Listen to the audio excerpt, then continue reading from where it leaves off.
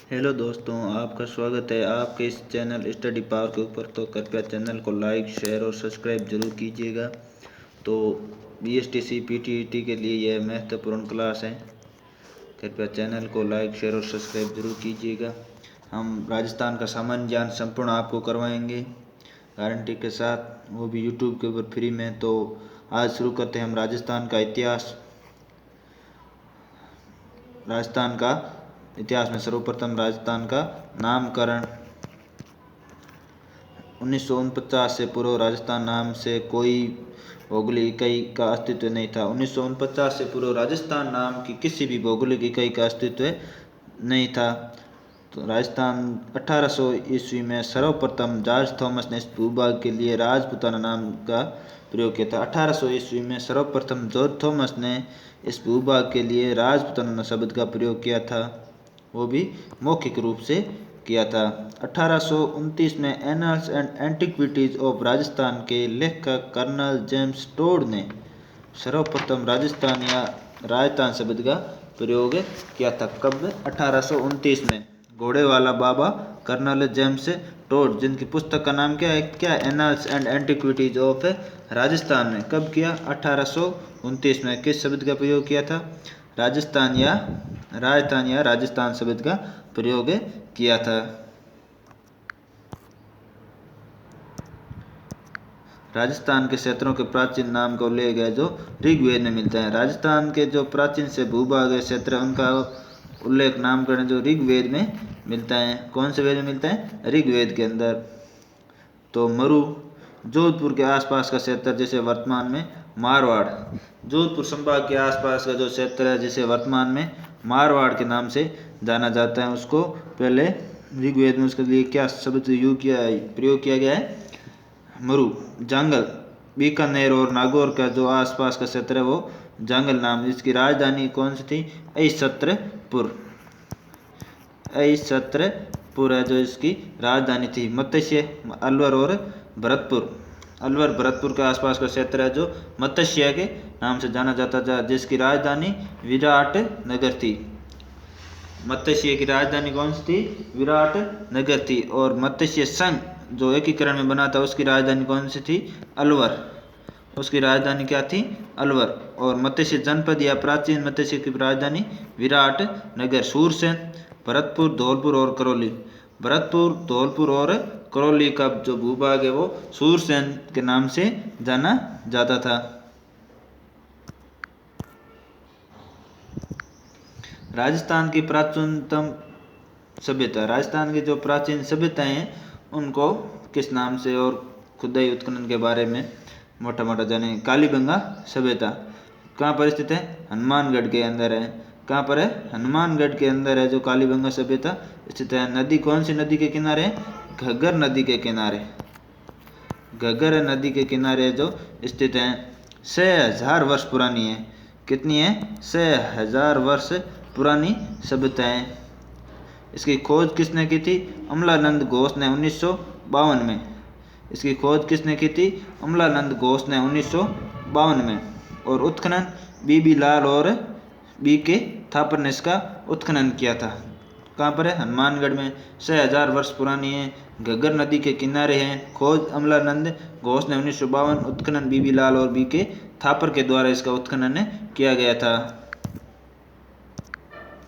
नाम, इसका जो नाम है जो कालीबंगा क्यों पड़ा? काली चूड़ियों के आधार पर इसका नाम है जो कालीबंगा पड़ा था। काली चूड़ियों के 5 स्तरों में इसकी खुदाई की गई थी।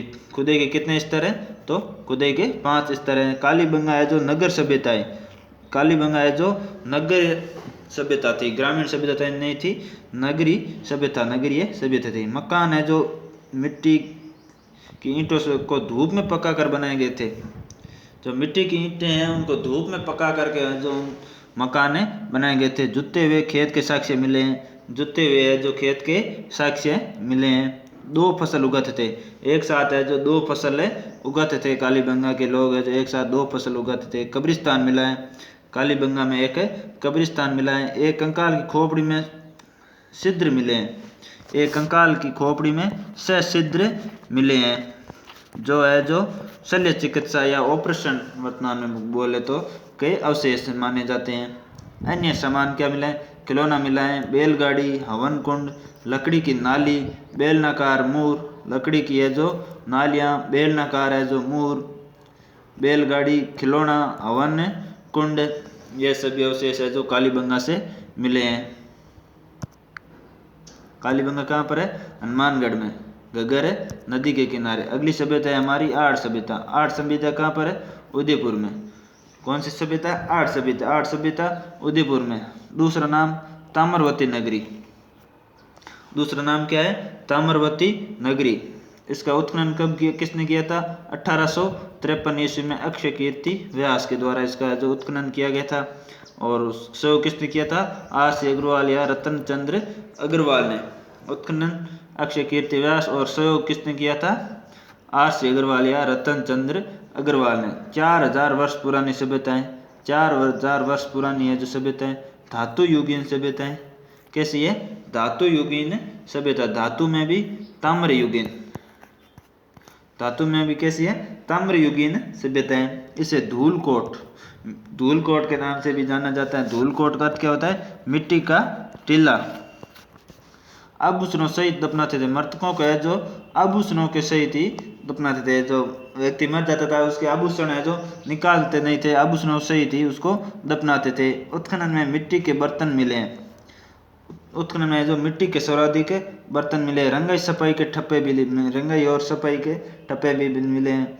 और नदी कौन सी है? आर नदी किनारे। आर सभ्यता कहाँ पर है? उदयपुर में। अन्य नाम धूलकोट या ताम्रवती नगरी। उत्खनन अक्षय कीर्ति व्यास के द्वारा।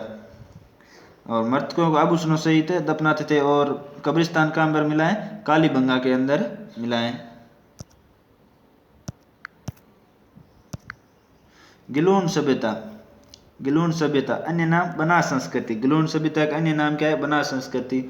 जिला कौन सा है? राजसमंद जो जिले के अंदर है। नदी बनास नदी के किनारे। राजसमंद जिले में बनास नदी के किनारे कौन सभ्यता है? गिलोंड सभ्यता। आठ सभ्यता से जुड़ी हुई हैं। आठ सभ्यता से है जो यह जुड़ी हुई सभ्यता है। आग में पकी ईंटों का प्रयोग। ऐसा प्रश्न आ जाए कि आग में पकी ईंटों का प्रयोग कहाँ पर किया गया है? तो गिलोंड सभ्यता के अंदर। प्राप्त सामान यहाँ पर क्या मिला है? मिट्टी के खिलौने। मिट्टी के है जो खिलौने मिले हैं। पत्थर की गोलियां मिली हैं। पत्थर की है जो गोलियां मिली है। हाथी दांत की चूड़ियाँ। हाथी दांत की चूड़ियाँ कहाँ पर मिली हैं? गिलोंड सभ्यता राजसमंद के अंदर। उत्खनन बीबी लाल।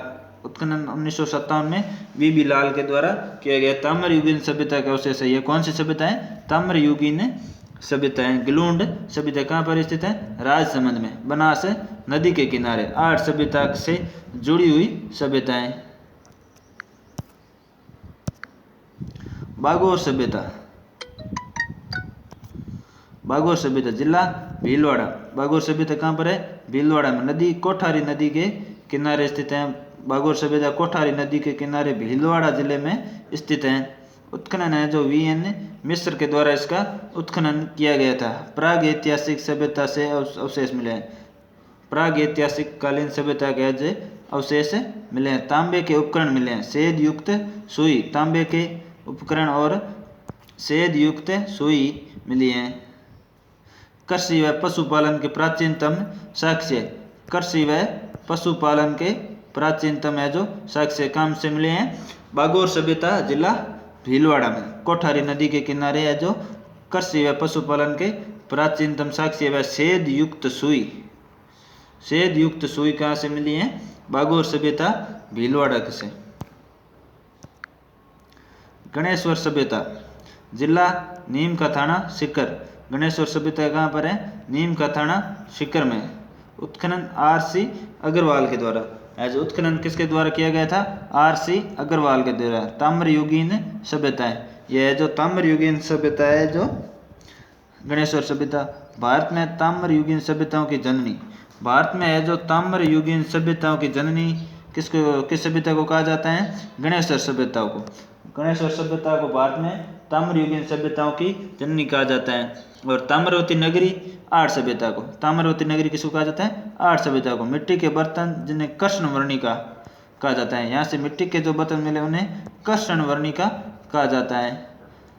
और मछली पकड़ने का कांटा भी गणेश्वर से मिला है। मछली पकड़ने का जो कांटा है वो कहाँ से मिला है? गणेश्वर सभ्यता से।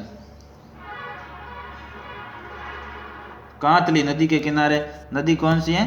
कांतली नदी, जो खंडेला से निकलकर मंडेला में लुप्त हो जाती है। खंडेला सीकर से निकलकर मंडेला में वो जो लुप्त हो जाती हैं। 100 किलोमीटर कांतली नदी की जो कुल लंबाई है। गणेश्वर सभ्यता है जो कांतली नदी के किनारे विकसित हुई थी। अन्य सभ्यताएं, भीनमाल सभ्यता कहाँ पर है? जालौर में। भीनमाल सभ्यता कहाँ पर है? जालौर में। इसवाल सभ्यता है जो उदयपुर में। इसवाल सभ्यता कहाँ पर है? उदयपुर में। विराट नगर या बैराट सभ्यता या विराट सभ्यता कहाँ पर है? जयपुर के अंदर। बालाथल सभ्यता, बालाथल सभ्यता है जो उदयपुर के अंदर। रंगमहल सभ्यता हनुमानगढ़ में। रंगमहल सभ्यता कहाँ पर है? हनुमानगढ़ में। नगरी सभ्यता चित्तौड़गढ़ में। नगरी सभ्यता कहाँ पर है? चित्तौड़गढ़ में। नौ सभ्यता, नौ सभ्यता कहाँ पर है? भरतपुर में। तिलवाड़ा सभ्यता बाड़मेर में। तिलवाड़ा सभ्यता कहाँ पर है? बाड़मेर में। कालीबंगा पीलीबंगा सभ्यता हनुमानगढ़ में। तो आज के लिए इतना ही, मिलते हैं नेक्स्ट राजस्थान के राजपूतों की उत्पत्ति और मेवाड़ का गुइल राजवंशों के साथ आपको कल वीडियो मिलेगा। तो शॉर्ट नोट्स के साथ ये वीडियो आपको प्रोवाइड कराए जाते हैं बिल्कुल फ्री में। तो कृपया चैनल को लाइक शेयर और सब्सक्राइब जरूर कीजिएगा। बीएसटीसी और पीटीटी के अंदर ये बिल्कुल ही रामबाण सिद्ध होने वाले। तो कृपया चैनल को लाइक शेयर और सब्सक्राइब जरूर कीजिएगा।